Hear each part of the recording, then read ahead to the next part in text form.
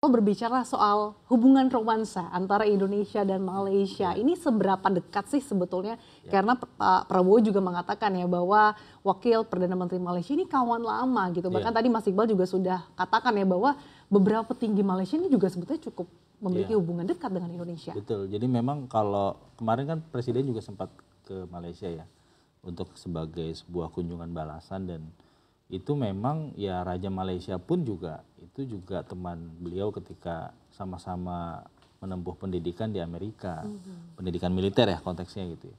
Dan kemudian juga keluarga Prabowo juga kalau dibaca kan sejarahnya pernah sekolah di Malaysia juga, pernah tinggal di sana, kemudian juga founding fathernya Malaysia pun juga kenal dengan orang tuanya Prabowo. Sebaliknya di sisi Anwar Ibrahim sebagai Perdana Menteri ya beliau juga punya banyak teman di sini, bahkan beliau bisa dibilang ya anak didiknya Pak Habibie juga gitu ya. Jadi sebenarnya kalau secara personal sih sangat dekat ya. Makanya saya melihat ketika waktu itu ada sempat masalah penembakan kalau nggak salah, ada penembakan apa ya kalau nggak salah pekerja migran ilegal atau apa. Itu kan isunya nggak kayak zaman dulu ya. Kalau zaman sebelum presiden ini saya melihat itu kayak jadi bahan bakar untuk tarung gitu di netizen kan antar ini. Kalau ini memang betul ada gitu penembakan ya? Iya, tapi ya diselesaikan gitu loh secara hukumnya gitu. Tapi nggak sampai yang Keluar-keluar. di media pun sampai ribut bagaimana gitu. Saya melihat ya mungkin karena dari sisi merekanya juga sudah sangat dekat gitu ya. Makanya ketika kemarin ada kunjungan itu dari wakil PM juga, kemudian dari menterinya juga, bahkan sampai minta beras ya. Ini kan ibarat kayak tetangga ya. Tetangga tiba-tiba ada yang minta beras gitu. ya nggak mungkin Ya, masa dong nggak nggak dikasih dikasih gitu ya. Itu udah pastilah kalau itu.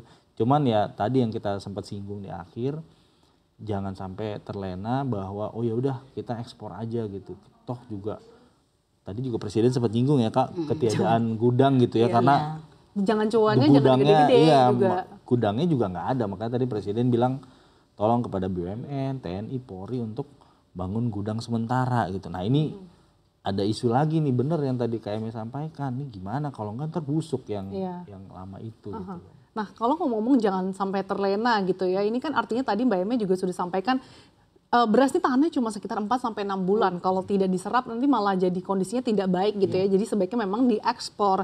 Tapi sebetulnya sebaiknya gimana sih kalau dari POV pemerintah gitu? Hitung-hitungannya seperti apa supaya bisa mengamankan ketersediaan pasokan, supaya masyarakat Indonesia yang kalau nggak makan nasi itu rasanya belum makan gitu.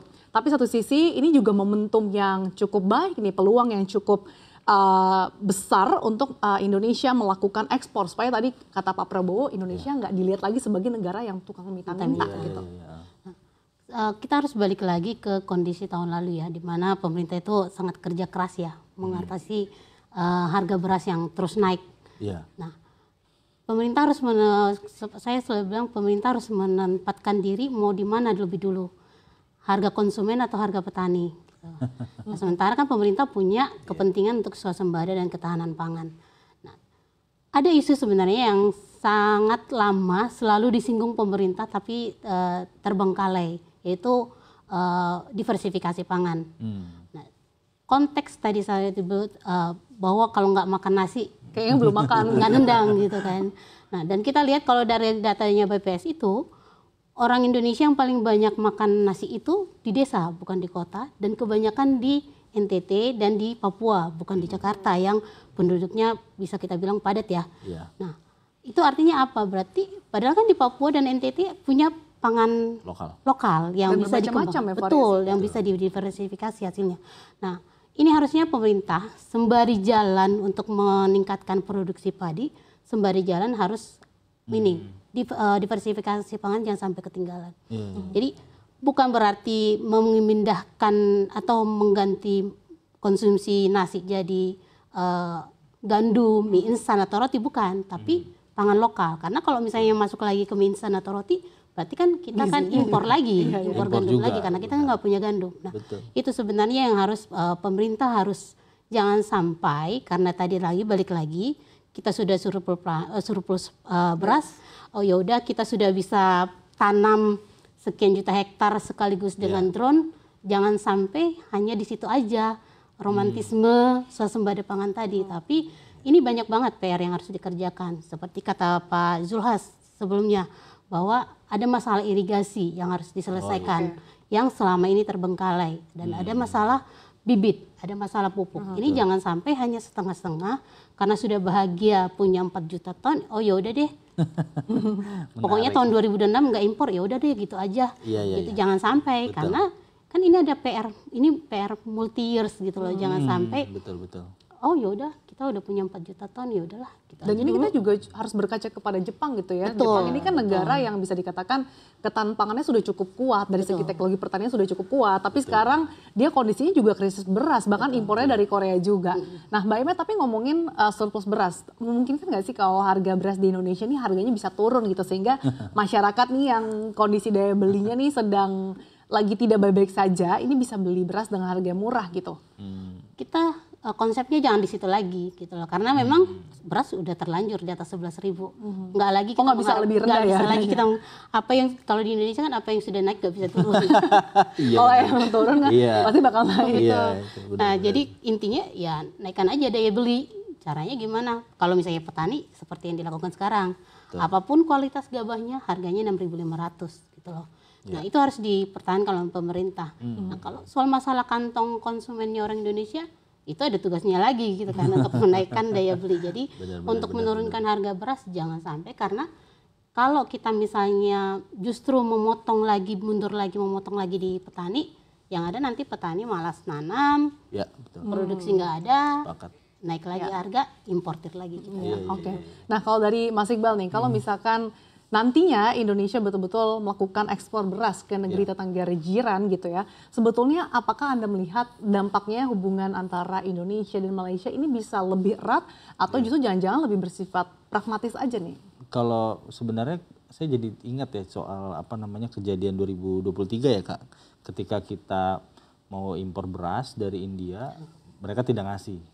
Seingat saya itu alasannya karena dulu kita sempat ekspor CPO, kita cut ketika harga minyak goreng kita lagi gila-gilaan ya. Kalau nggak salah tuh sampai seliter 30 ribuan ya Kak ya kalau nggak salah ketika itu. Dan itu ternyata memicu kemarahan dari India ya. Karena India itu ternyata sangat butuh CPO dari Indonesia.